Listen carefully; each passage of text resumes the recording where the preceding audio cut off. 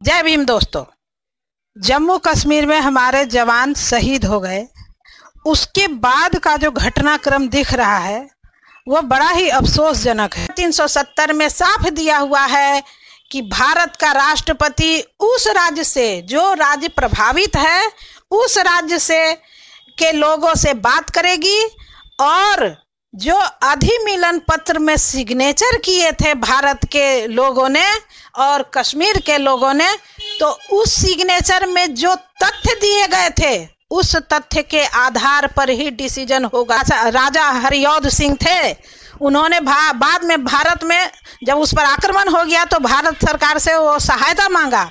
उस समय अधिमिलन पत्र पर सिग्नेचर हुआ और उस अधिमिलन पत्र पर जो बातें लिखी गई थी, जिस पर सिग्नेचर हुआ था, उसी को फॉलो करेगी भारत। ये बात जनता नहीं जानती है। 370 पर बोलने से पहले धारा 370 के बारे में जानकारी जरूरी है। देश का जवान 1 नहीं, 2 नहीं, 3 नहीं, 10 नहीं, 20 नहीं, 30 नहीं, 40 से 46 देश में जवान शहीद हो चुके हैं। जब भारत आजाद हुआ था उस समय से डिस्टर्ब है हमारा कश्मीर।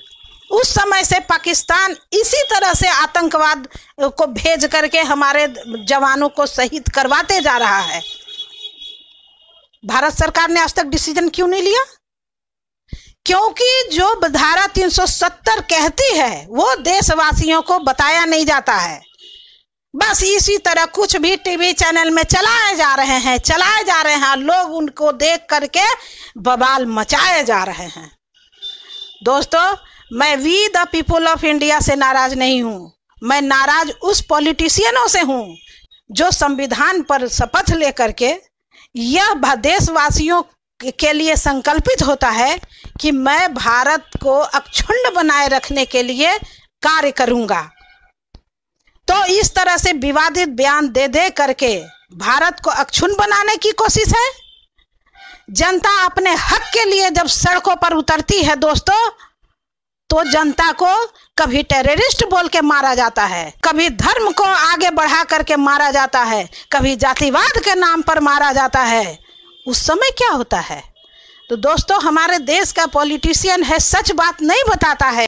देश की जनता को, भारत सरकार को मजबूर करना चाहिए कि तुम कोई ऐसा डिसीजन लो जिससे कि भारत में सिर्फ कश्मीर नहीं, अन्य प्रदेशों में भी जहां जहां बॉर्डर है, वहां पर जहां हमारे जवान शहीद हो रहे हैं, वो हर जगह ऐसी व्यवस्था करे जिससे कि हमारे देश का जवान सुरक्षित हो। वो हमारे लिए शहीद हुआ है, हम उनके लिए क्या करते हैं?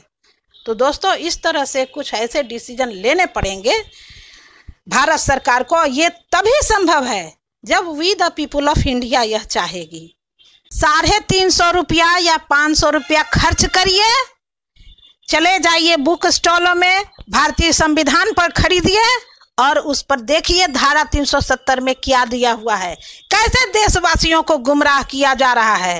ये दोस्तों, जिस तरह से आप गीता रखते हैं, रामायण रखते हैं, तो गीता रामायण आपको नहीं बचाने वाला है, आपको संविधान के थ्रू ही बचना है। इसलिए संविधान भी रखिए दोस्तों और इसे पढ़िए कि भारत सरकार या कोई भी सरकार किस तरह से आपको मिसगाइड करती है। ये भारतीय संविधान पढ़ने के बाद आपको पता चलेगा। मुझे पता चला कि मिसगाइड हो रहा है, टीवी चैनल्स मिसगाइड कर रहा है, इसलिए मैं आपके बीच में आई हूँ और अपनी बातों को रखा है। अधिमिलन पत्र याद रखिए, अधिमिलन पत्र के तहत ही जम्मू कश्मीर के मामले में कोई डिसीजन लिया जा सकता है, वरना नहीं लिया जा सकता है। तो दोस्तों, मैं उन सभी जवानों को, जो जवान हमारे लिए शहीद हो गए हैं, देशवासियों के लिए शहीद हो गए हैं, उन सभी जवानों को मैं अपनी श्रद्धांजलि अर्पित करती हूँ। इन्हीं बातों के साथ जय भीम, जय भारत, जय संविधान।